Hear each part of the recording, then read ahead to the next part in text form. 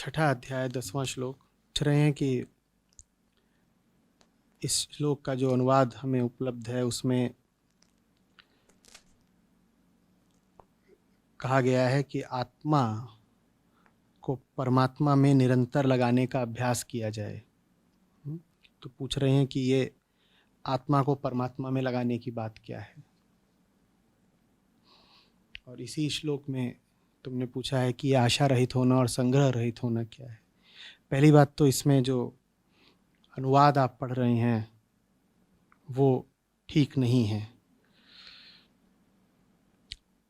श्री कृष्ण इसमें कहीं भी परमात्मा की बात नहीं कर रहे हैं।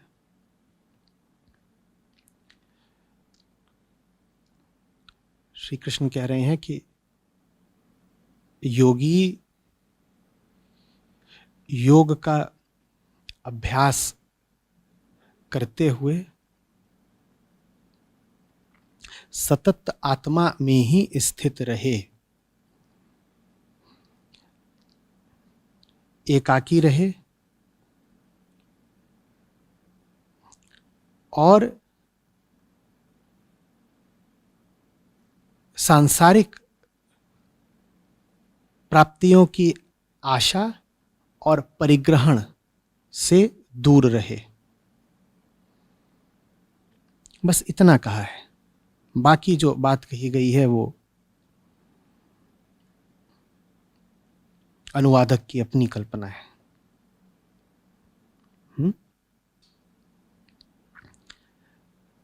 तो देवाशीष ने बिल्कुल ठीक कहा। इसमें श्री कृष्ण का उपदेश इतना ही है कि हाँ, मन आत्मा में ही लगा रहे, सांसारिक वस्तुओं की आशा और सांसारिक वस्तुओं के परिग्रहण की ओर न लगे। एकाकी रहो, और एकाकी रहने से तात्पर्य शारीरिक रूप से एकाकी रहना नहीं हो सकता, क्योंकि शारीरिक रूप से एकाकी रहना संभव भी नहीं है और महत्वपूर्ण भी नहीं है, लाभदायक भी नहीं है। शारीरिक रूप से कितने भी एकाकी हो जाओ, मन में यदि भीड़ ही शोर मचा रही है तो क्या पाया। और शारीरिक रूप से एकाकी होना संभव कैसे, व्यवहारिक कैसे। संसार में तो सदा ही तुम्हारे चारों ओर कुछ ना कुछ रहेगा। हो सकता है तुम्हारे इर्द गिर्द कोई व्यक्ति ना हो कुछ समय के लिए, व्यक्ति नहीं होगा तो दूसरी वस्तुएं होंगी। मन को तो संबंध बनाना है, मोह बनाना है। अगर व्यक्तियों से नहीं बनाएगा तो वस्तुओं से बना लेगा, व्यक्तियों से नहीं बनाएगा तो पशुओं से बना लेगा। तुम्हें एक बच्चे से भी मोह हो सकता है और बच्चा नहीं है तुम्हारे पास तो तुम्हें किसी पशु से भी मोह हो सकता है। तुमने कोई पाल लिया छोटा सा पशु, हो गया ना मोह। और कह तुम यही रहे हो कि हम तो एकाकी रहते हैं, हमारे साथ कोई नहीं, क्या फर्क पड़ा। कोई व्यक्ति होता तो व्यक्ति से मोह करते, व्यक्ति नहीं है तो पशु से मोह कर रहे हो। पशु भी नहीं है तो तुम्हें अपनी कुर्सी से मोह हो गया है, अपने घर से मोह हो गया है, अपने कपड़ों से मोह हो गया है। तो एकाकी रहने का अर्थ शारीरिक रूप से एकाकी रहने से या एकांतवास से नहीं है। एकाकी रहने का अर्थ है मन एकाकी रहे। मन के एकाकी रहने का एक ही आशय होता है, मन आत्मा में स्थित रहे, मन मात्र कृष्ण के साथ रहे। एकाकी मन एक कृष्ण के साथ रहे और किसी के साथ नहीं। संसार के जो बाकी सब हैं जो मन में छाए रहते हैं वो मायावी हैं। जो मन से ना उतरे माया कहिए सोए, कबीर साहब। मन में बाकी लोग घूमे ही नहीं। जितनी बार तुम्हारी मन में 50 लोग घूमने लग जाएं इधर उधर के, जान लेना कि पाप कर दिया तुमने।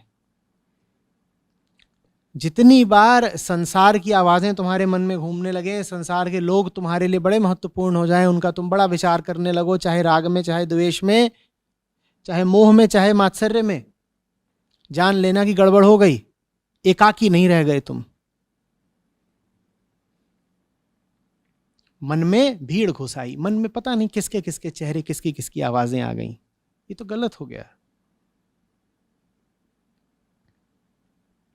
और जो मन में आते हैं वो आते ही इसीलिए हैं क्योंकि तुम्हें आशा होती है उनसे कुछ प्राप्त करने की। क्या प्राप्त करने की? कृष्ण प्राप्त करने की आशा तो कभी तुम करते ही नहीं।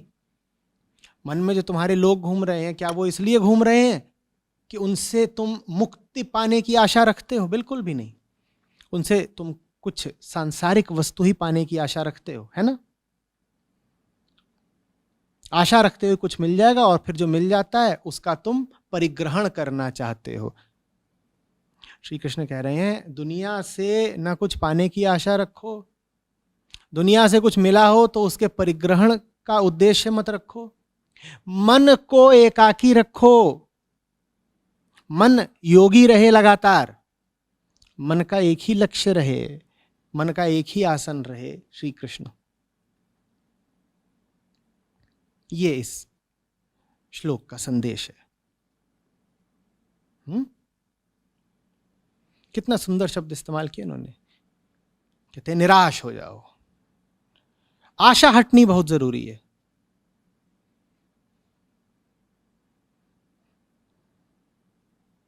जब कह रहे हैं आशा हटनी जरूरी है, माने दुनिया की आशा। दुनिया से तुम्हें आशा हटाना इसलिए जरूरी है क्योंकि दुनिया से तुम्हें जो चाहिए दुनिया वो तुम्हें कभी दे पाएगी ही नहीं। तुम व्यर्थ आशा कर रहे हो, मूर्ख बनोगे। इसलिए कह रहे हैं निराश हो जाओ। आशा ही परमम दुखम। आशा से बड़ा दुख दूसरा नहीं है, क्योंकि आशा व्यर्थ जाएगी, दिल टूटेगा तुम्हारा। जो पाना चाहते हो दुनिया दे ही नहीं सकती।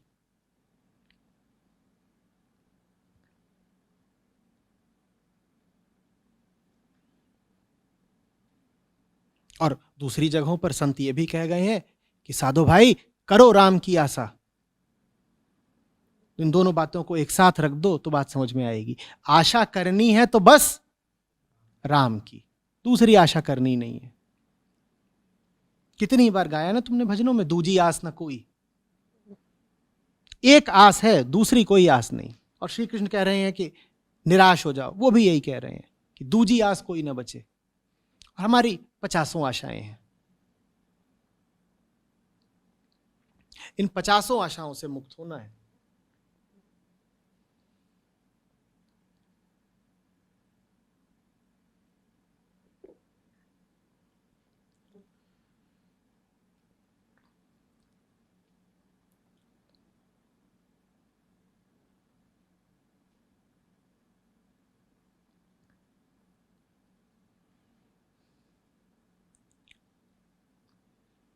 यह भी समझ में आ रहा है कि आशा और परिग्रह कैसे साथ साथ चलते हैं।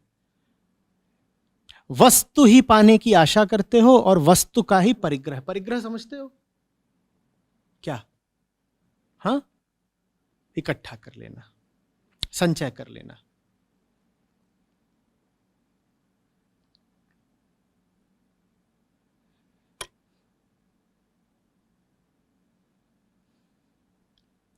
चीजें ही चाहिए, और अगर मिल जाती हैं चीजें तो चीजें ही संभाल कर बांध कर रखते हो। यह परिग्रहण है।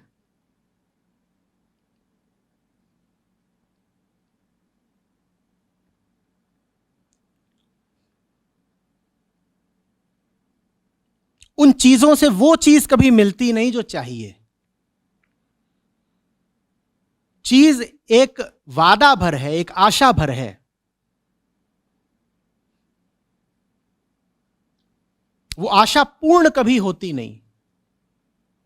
हां, चीजों को पाने की चेष्टा में उम्र गुजर जाती है, समय व्यर्थ जाता है। और चीज माने मात्र जड़ चीजें नहीं। चीज माने यही नहीं कि कुर्सी, की मेज, कि घर, गाड़ी, जायदाद। वस्तुओं की कामना और व्यक्तियों की कामना में बहुत अंतर नहीं है। हम व्यक्तियों का इस्तेमाल भी तो वस्तुओं की तरह ही करते हैं ना। दोनों को हम भोगते ही तो है ना। जब तुम कहते हो कि तुम्हें कोई व्यक्ति अपनी जिंदगी में चाहिए, तो वास्तव में तुम उसका उपभोग करने के लिए ही तो उसकी मांग और आशा कर रहे हो। तो वो भी तो तुम्हारे लिए वस्तु ही है, उसका भी तो भोग ही करोगे।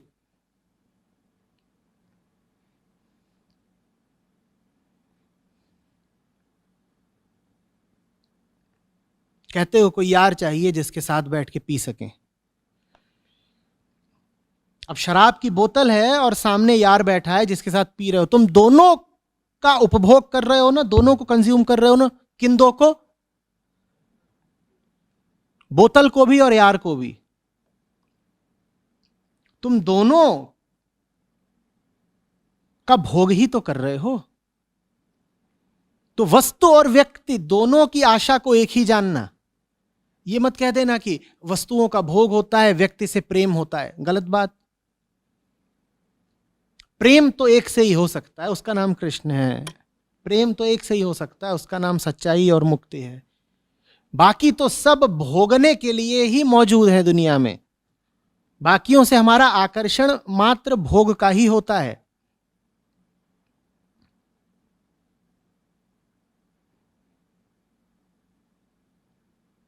बिस्तर होता है, बिस्तर पर एक देह होती है, तुम दोनों को भोग ही तो रहे हो ना। बिस्तर बाजार से खरीद कर लाते हो, देह को तुम कहते हो कि हम प्यार में जीत कर लाए हैं। बिस्तर को बाजार से खरीद कर लाते हो और स्त्री या पुरुष की देह को तुम कहते हो कि प्रेम में जीत कर लाए हो। पर बिस्तर और देह दोनों का काम तो एक ही है ना, क्या? भोग।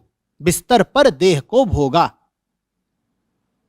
और भोगने की उम्मीद ना हो तो मुझे बताना, क्या तुम बिस्तर लाओगे? और भोगने की उम्मीद ना हो तो मुझे बताना, उस बिस्तर पर जो देह पड़ी है उस देह को लाते तुम?